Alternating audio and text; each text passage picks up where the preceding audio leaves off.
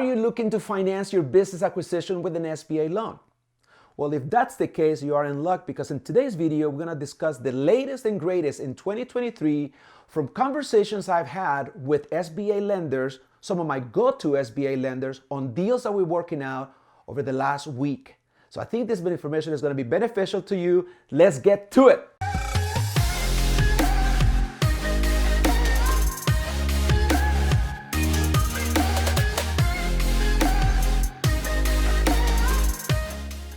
Everybody, welcome to my channel. I am your host, Leo Landaverde, business broker and commercial lender, helping you buy and scale a profitable business. If you are a small business owner looking to increase your wealth by purchasing a profitable business, or a W-2 employee or a working executive looking to leave the rat race behind by becoming the CEO of your own company by purchasing a profitable business, then you're in the right place. Please subscribe to my channel. Don't forget to hit the bell, and we'll notify you every Thursday when a new video comes out. So here's the deal, guys. There's a lot of activity going on with SBA loans right now. Yes, even with the fact that the prime rate is increasing. To me, the way I look at it is, yes, SBA loans will go up and down, especially the 7A, because it's a variable rate loan. But you never want to use the rate as an opportunity, as an excuse not to buy a business if the cash flow is great. Remember, it's all about the debt service coverage ratio, regardless of the rate. It's like trying to buy a house. You're going to buy the right house regardless of the rate, because it's the right house to buy.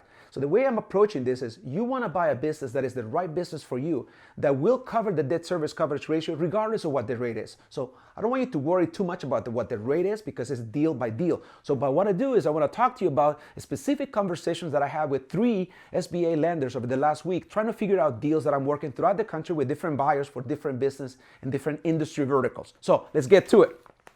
So what we're looking at here is, this is what I hear over and over again. And yes, I've done some videos. About every year I do at least 1 or 2 SBA loan update videos.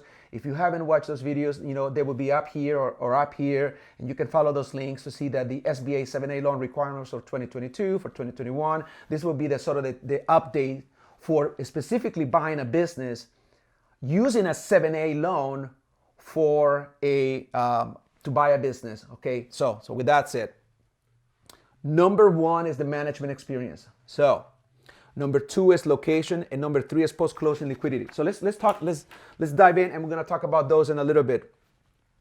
Over and over again, management experience is becoming key. So you have to have the experience, the management experience, enough to put the lender at ease that you're not going to run the business to the ground. Does it have to be a specific management experience with the business that you're trying to buy? Not necessarily. It's a circumstantial case of your emotional intelligence, financial wherewithal, and your management operations experience that is going to put the lender at ease that you're going to take this business from the existing owner, and with your savvy, with your CEO hat, you're going to take it to where it's going to go. Because nobody knows what's going to happen in the future, but because the SBA lender is financing you the past, they are hoping that you can take this business and make it better than it was, not worse. So the management experience is great. If you don't have a specific industry experience on the business that you're trying to buy, you can have great experience evidenced by your resume, your LinkedIn profile, on crossover skills that you may want to use. For instance, if you've been an operations manager for a chain of hospitals, or say a truck stop, or logistics, you name it, manufacturing. If you've been an operations manager for 10, 15 years, and you know how to run operations and hire and fire employees and have P&L jurisdiction, then you probably have the management experience to run another business in a different industry, because of those are crossover skills. Okay, so that's number 1. Number 2 is location. Yes, I get a lot of you guys who send me messages or reach out to me in Instagram, or send me emails saying, hey, really, I want to buy a business so I can be an absentee owner. That's the last thing you want to tell an SBA lender. An SBA lender is going to want you, and this is, I'm hearing this from the actual BDOs, which is the business development officers representing actual SBA lenders. And when I tell them absentee ownership, or if you tell them absentee ownership, that's the kiss of death. If they hear that, they are bound to act on it. Remember, they have the fiduciary responsibility to protect the lender. You do not want to say as an absentee owner. Location is going to be important. So if you're buying a business that is within reason, within within drive time, within 2 hours away, you're going to be able to check on this business several times a week. Even if you're going to be working part-time, that still works. But if you want to buy a business to install the manager so you can be absentee, it's not going to fly with the SBA. You may not. If they find out, then you may actually have that loan canceled or turned down because the location, you working day to day in the business is very, very important to them. And remember, as we're working together, you want to make a case you want to put your best foot forward when trying to get a loan, because they're going to front you up to 90% of the cash required to close on the deal. So they want to make sure that you're vested. You're fully vested with the equity that you're injecting, which is at least 10%. Because if you're not willing to work on the business or put the down payment, why would they put their own money, the lender's money, and if you're not going to be tied in? So location is everything. Now, here's a thing that we start connecting the dots.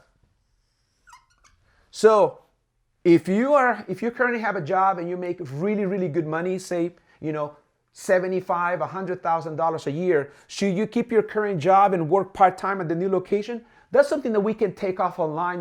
We can talk about your specific situation separately. I'm not going to talk in the specifics of that, but yes, the lender will feel better if you keep your current job while working part-time on the new job because of the global debt service coverage ratio, because the business debt service coverage ratio has to do with the cash flow of the business that you're buying, but the global ties to you. It all ties together. It's all part of the same ecosystem. You're buying cash flow, and you want to make sure that while you're buying cash flow, your other cash flow doesn't go down the toilet. So that's why location and absentee ownership is a no-no. So you do not want to do that. You do not want to tell that, even though we may both know that would be the ultimate intent. That's not how you want to lead when you're talking to a lender. And if you're working with me, I'll be the one helping you deal with the lenders, because there's a certain way and protocols that you use to get your loan approved. And I've done plenty of videos on that, so you can watch those. Do you need help with buying or selling a business? I am here to help.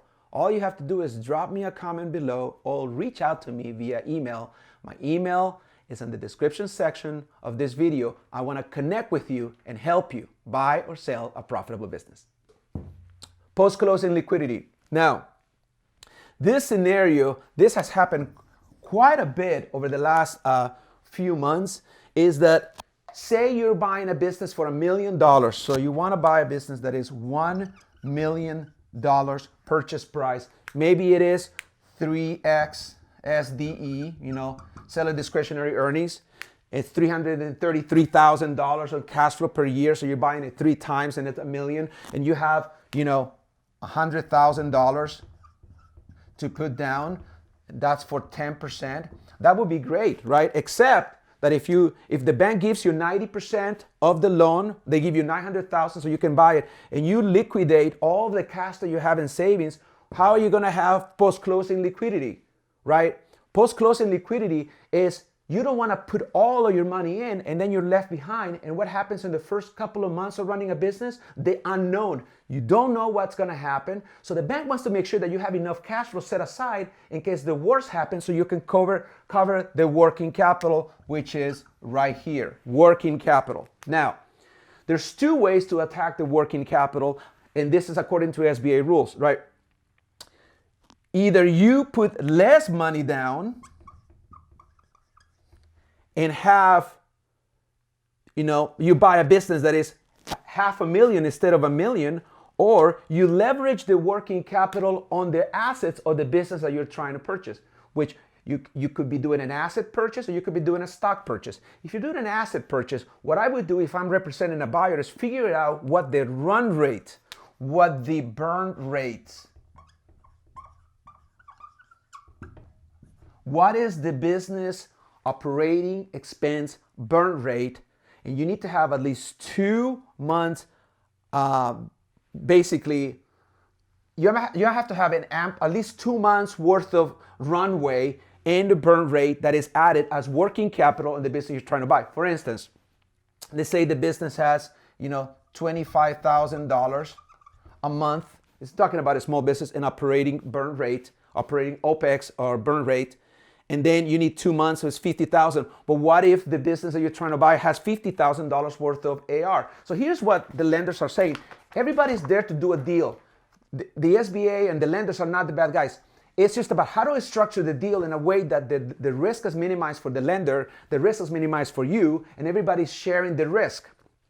So we may be able to use some of the work in progress, the WIP to tie. If there's a business that has work in progress, finished goods that haven't been sold, or inventory, or AR, or cash in the balance sheet, or AR that can be added to the purchase price to help you offset the working capital that you're going to need for the first 2 months of running the business. Post-closing liquidity is becoming a bigger thing as the rates continue to climb up.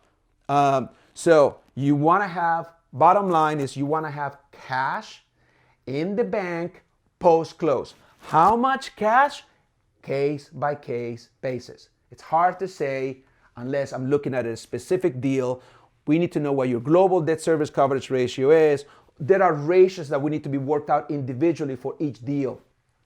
Business debt service coverage ratio. So here's the deal. It's really cool.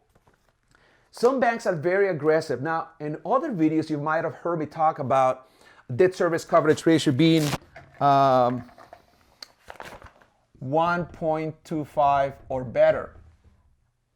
Well, guess what? There are some banks right now out there that are actually eager to do business.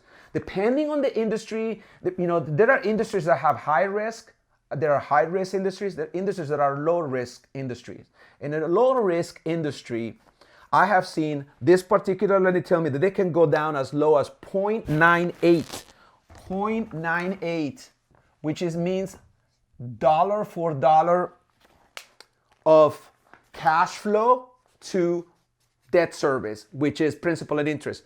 That's pretty aggressive for a lender to do that. So 1.25, so there some lenders are right now eager for your business, 0.98 to 1.1, which is really phenomenal and great.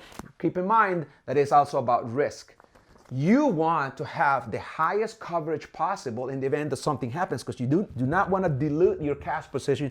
You don't want to have to kick any extra money. You want to have ample working capital at the highest debt service coverage ratio possible. It is all that. Now, last but not least, net worth. This question comes up a lot. How much net worth do you need to have to make any deal work? Do you have to have dollar for dollar coverage on a business to cover 100% of the debt before the SBA can give you the guarantee? Now, here's what I'm hearing, banks. The reality is that the SBA is at the heart of it. It's a cash flow lender. It, in some cases, could be collateral neutral. So, do you have to own a home to be able to buy a business? And the answer is no. You do not have to own a home. You can rent and still buy a business. Now, if you own a home, the lenders are required to pick up to 25% of your equity on a home that you own. But if you don't have real estate, they're not going to pick up something you don't have. So you could be a renter and still be buying a business, but everything else has to make sense. The business debt service coverage ratio has to make sense. The global debt service has to make sense. Your cash down payment, your post-closing ratios, your working capital, keeping your current job, it all is part of this living, breathing organism. So let me see, I'll make sure that I cover all my notes. There are some industries that are really, really hot right now that lenders are wanting, like storage. Some people are excited about FedEx routes. And there are other industries that I'm looking at. Senior care. There are some industries that are very attractive to some lenders. Now, not all lenders are after the same industry verticals. So that's why you need to work with somebody who knows which industry verticals, because you don't want to go, if a lender only likes healthcare type businesses and you come across with a self-storage facility and it's not something that they're used to, they may not like the risk, even though the risk may be very low and it may actually be a great business, but you want to know who to go to for what. So hopefully this explains, guys. I think I covered net worth, keeping your current job, working capital, and all these three things. And this is really great intel As of right now in 2023, if you need help buying a business, come to me. I'll be happy to help you. Let's schedule a time to talk. Thank you so much for watching this video. Limited time, I'm giving away my cash flow calculator. This is a really great workbook tool in Excel that allows you to calculate the cash flow on any deal out there, superimposing the debt that you may take by buying this deal and what the optimal cash flow will be if you're trying to buy a business. It is my gift to you. All you have to do is follow the links below, and it's yours to keep.